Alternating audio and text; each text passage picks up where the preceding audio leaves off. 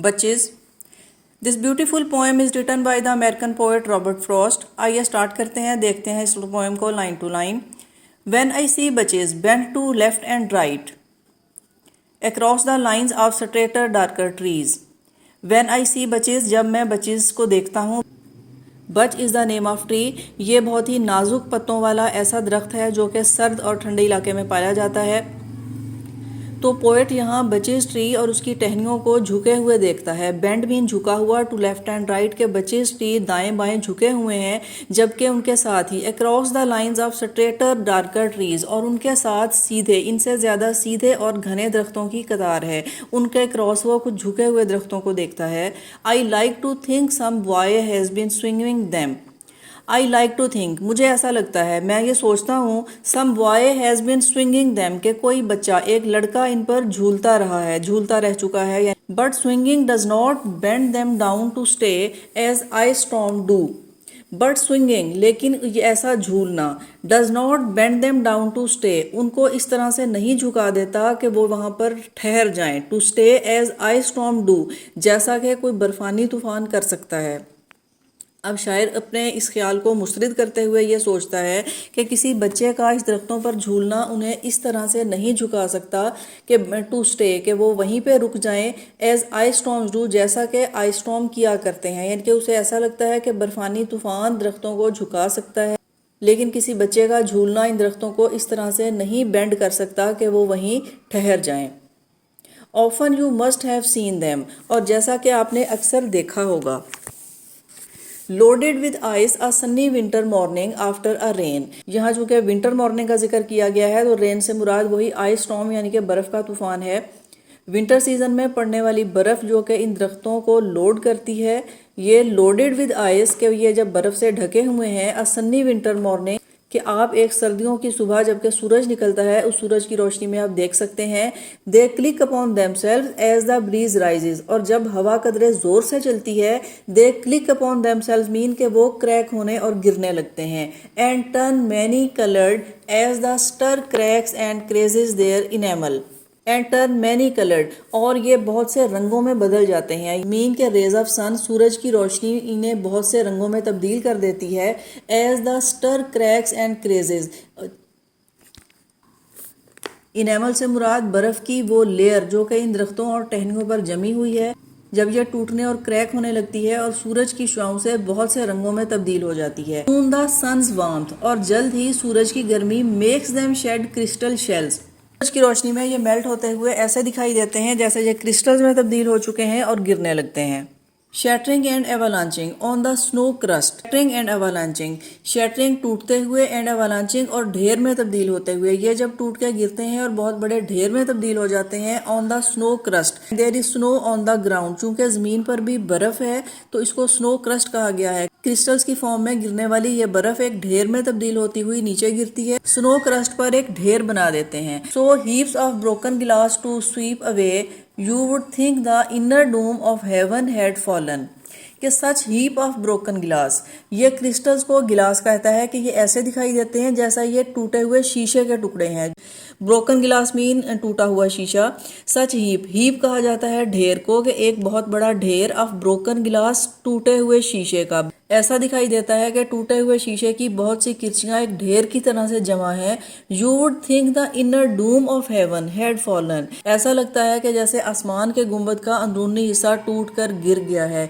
ये बर्फ का एक बहुत बड़ा ढेर इस तरह से चमकता है कि जैसे आसमान के गुंबद का अंदरूनी हिस्सा टूट गया और गिर गया। They are dragged to the withered bracken by the load and they seem not to break, though once they are bored so low for long they never right themselves. They are dragged to the withered bracken by the load. फिर से उन दरख्तों की बात की गई है कि they are dragged, कि उन्हें घसीटा गया है, खींचा गया है। to the withered bracken by the load, इस बोझ ने, बर्फ के इस बोझ ने इन्हें इस कदर झुका दिया है और कमज़ोर कर दिया है। And they seem not to break, और ऐसा लगता है कि दे नॉट ब्रेक, वो टूटे नहीं। दो वंस देवर बोर्ड, के जब वो एक मरतबा झुके, सो लो, इतना नीचा, फार लॉन्ग, बहुत लंबे टाइम तक, कि वो बहुत लंबे टाइम तक बहुत नीचे झुके रहे। यहाँ पोएट ये सोचता है कि ये दरख्त जब बर्फ़ के लोड से एक बार नीचे झुके तो वो बहुत लंबे टाइम तक, बहुत देर तक नीचे झुके रहे। दे नेवर राइट देमसेल्व्स, वो इतनी देर तक नीचे झुके रहे कि अब वो खुद को सीधा नहीं कर सकते। दे नेवर, अब वो कभी भी नहीं, राइट देमसेल्व्स, खुद को कभी सीधा नहीं कर पाएंगे। You may see their trunks arching in the woods, you may see their trunks, के आप इनके ट्रंक्स यानी कि इन दरख्तों के तने देख सकते हो। आर्चिंग इन द वुड्स, आर जो कि हाफ राउंड शेप को कहा जाता है, आर्चिंग इन द वुड, के आप वुड्स में इनके तनों को झुके हुए देख सकते हो। ईयर्स आफ्टरवर्ड्स, इस कई सालों बाद, कि आप सालों तक इनके झुके हुए तने देख सकते हैं। Their leaves on the ground, और अपने पत्तों को जमीन पर झुकाए हुए। Like girls on hands and knees that throw their hair before them over their heads to dry in the sun. ये ट्रीज जो कि आर्च की शेप में झुके हुए हैं और इनके साथ ही अपने लीव्स को भी झुकाए हुए हैं। तो इनको ऐसा ख्याल आता है कि लाइक गर्ल्स, यानी कि ऐसी वो लड़कियां, ऐसी बच्चियां, on hands and knees that throw their hair before them, अपने हाथों और घुटनों के बल पर झुकी हुई हैं। And throw their hair before them over their heads, और उन्होंने अपने सर के बाल अपने सामने गिरा रखे हैं। टू ड्राई इन द सन, धूप में खुश्क होने के लिए। पोएट इन दरख्तों को देखकर यूं ख्याल करता है कि जैसे कुछ लड़कियां अपने हाथों और घुटनों के बल झुकी हैं और अपने बाल उल्टा रखे हैं। But I was going to say when truth broke in with all her matter of fact about the ice storm. But I was going to say, लेकिन मैं यहाँ ये कहूँगा कि सच ये है, with all the matter of fact, अपनी तमाम तर हकीकत के साथ, अबाउट द आइस स्टॉर्म। यहाँ पोएट फिर से ये सोचता है कि आइस स्टॉर्म यानी बर्फ़ का तूफ़ान, ये ख्याल हकीकत के ज़्यादा करीब है। मीन के ये आइस स्टॉर्म है जो कि दरख्तों को इस तरह से बना चुका है। I should prefer to have some boy bend them as he went out and in to fetch the cows, some boy too far from town to learn baseball. I should prefer, के अगरचे मैं इसको बेहतर ख्याल करूँगा, to have some boy bend down, के इसको किसी लड़के ने इनको झुकाया। पोएट अपनी इमेजिनेशंस को ज़्यादा प्रेफर करता है, यानी कि वो ये चाहता है कि ये किसी लड़के ने इन दरख्तों को झुका रखा है। As he went out and in to fetch the cows, कि जब वो अपने काम के सिलसिले में आता जाता रहता है, यानी कि काउज को लाने ले जाने के लिए वो यहाँ से गुजरता है। Some boy too far from town to learn baseball, some boy too far from town, town से मुराद है big city, to learn baseball, कि ये लड़का शहर से, आबादी से इस कदर दूर है कि वो बेसबॉल जैसी गेम नहीं खेल सकता। Whose only play was what he found himself, और उसका एक वाहिद खेल ये है जो कि उसने खुद ही दरियाफ्त किया है। समर और winter and could play alone, summer और विंटर, समर है या विंटर है, किसी भी मौसम में। एंड कुड प्ले अलोन, वो तन्हा इस खेल को खेल सकता है। वन बाय वन, एक एक करते हुए, ही सबड्यूड हिज फादर्स ट्रीज, वो अपने वालिद के इन तमाम दरख्तों को झुका देता है। By riding them down over and over again, यहाँ राइडिंग से मुराद यही है कि वो इन दरख्तों पर क्लाइम करता है। Them down over and over again, के इनको बार बार नीचे झुकाता है और इन पर झूलता है। Until he took the stiffness out of them, यहाँ तक कि उनकी स्टिफनेस ख़त्म हो जाती है, यानी कि ये बच्चा इन पर बार बार क्लाइम करते हुए और झूलते हुए इन्हें सॉफ्ट बना देता है और ये झुकने लगते हैं। And not one but hung limp, not one was left, इनकी टॉप पर क्लाइम करता है, यानी कि बहुत ऊंचाई पर चला जाता है। Not one was left for him to conquer, यहाँ तक कि कोई एक भी बाकी नहीं रहता जिसको इसने फतह नहीं किया। ये तमाम दरख्तों की टॉप पर पहुंच चुका है। He learned all there was to learn about not launching out too soon. अब शायर ये इमेजिन करता है कि ये खेल खेलते हुए ये बच्चा वो तमाम स्किल सीख चुका था जो उसे सीखना थे, about not launching out too सून, और वो ये भी जान चुका था कि जंप करने में उसे जल्दी नहीं करनी। And so not carrying the tree away clear to the ground, he always kept his poise to the top branches, climbing carefully with the same pains you see to fill a cup up to the brim and even above the brim. And so not carrying the tree away clear to the ground, और किस तरह से उसे दरख्त की टहनियों को थामे हुए वापस ज़मीन पर उतरना है। He always kept his poise to the top branches. He always kept his poise to the top branches, कि जब वो टॉप ब्रांचेस यानी कि ऊपर की ब्रांचेस पर है तो वो अपना बैलेंस मेंटेन रखता है। kept his poise mean kept his balance, वो टॉप की ब्रांचेस पर संभलते हुए अपना बैलेंस मेंटेन रखना सीख चुका है।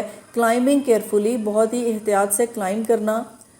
With the same pain you see to fill a cup up to the brim, और ऐसा करते हुए वो उतना ही केयरफुल है जितना कि आप एक कप को ब्रिम यानी कि किनारे तक फिल करते हुए केयरफुल होते हैं। And even above the brim, यहाँ तक के किनारे से भी ऊपर।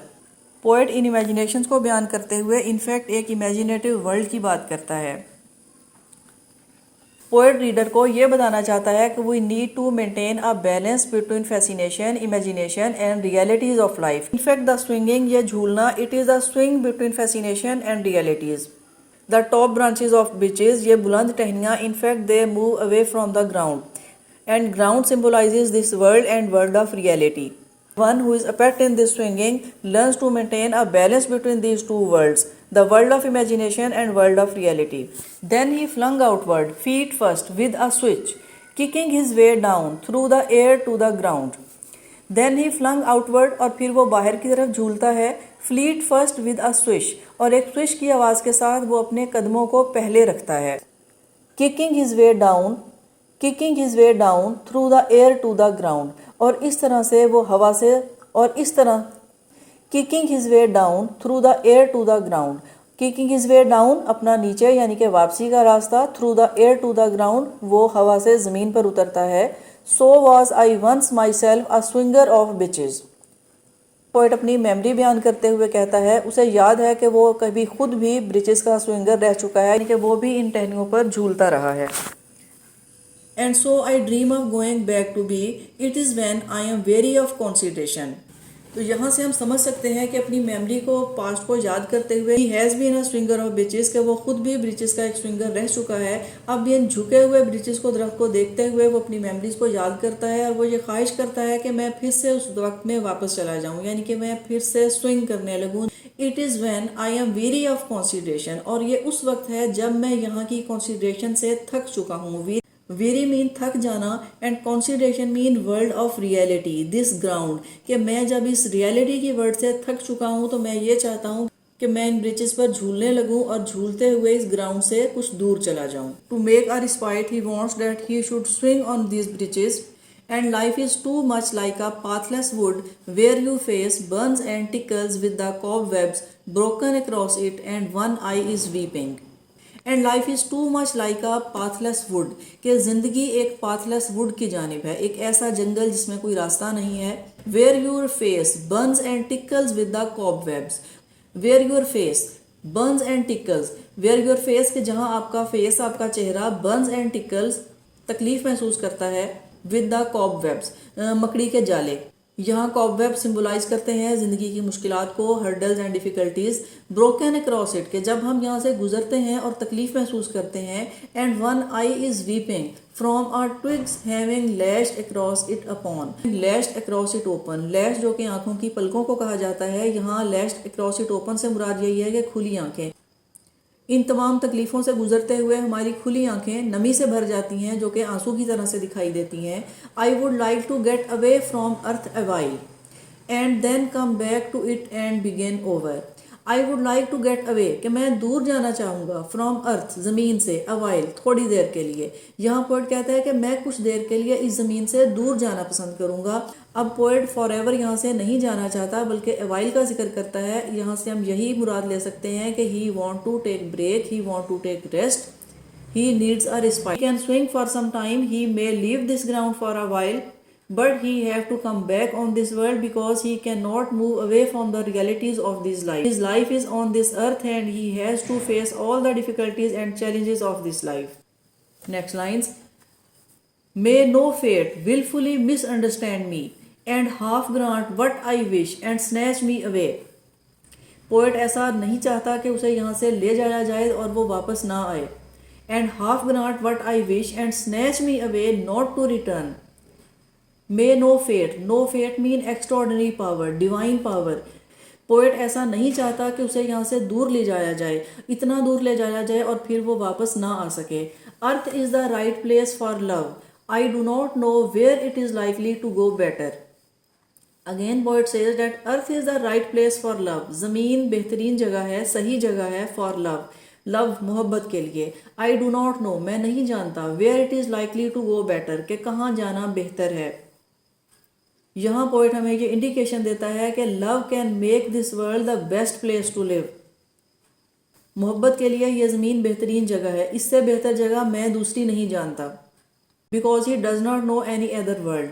If he knows the world of imagination and he compares between the world of imagination and real world, he prefers real world. वो ये समझता है कि real world is better than imaginary world.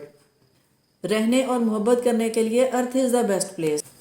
And climb black branches up a snow white trunk toward heaven. And climb black branches up a snow white trunk. Snow white trunk बर्फ से ढके हुए उस सफ़ेद तने की स्याह टहनियों तक क्लाइंब करता चला जाऊं टुवर्ड हेवन, जो कि ऊपर आसमान की जानिब है. Till the tree could bear no more, यहाँ तक कि ये दरख्त मुझे इससे ज़्यादा बुलंदी पर नहीं पहुँचा सकता. But dipped its top and set me down again, बल्कि ये अपनी टॉप्स यानी कि टॉप ब्रांचेस अपनी टहनियों को झुकाते हुए मुझे वापस ज़मीन पर उतार दे. That would be good both going and coming back, कि ये जाना और आना ये दोनों ही बहुत अच्छे हैं. It mean to go in the world of imagination and then come back to the real world. कुछ देर फैंटेसी में रहते हुए ज़मीन पर और इस रियलिटी में वापस आना ये दोनों ही अच्छे हैं. One could do worse than be a swinger of birches. इस लाइन में पोएट ये कहना चाहता है कि इस तरह से बचेस का स्विंगर होना यानी कि इन पर झूलना कुछ ज़्यादा बुरा नहीं है. ये थी poem the birches. I hope you can understand this poem. See you in the next video.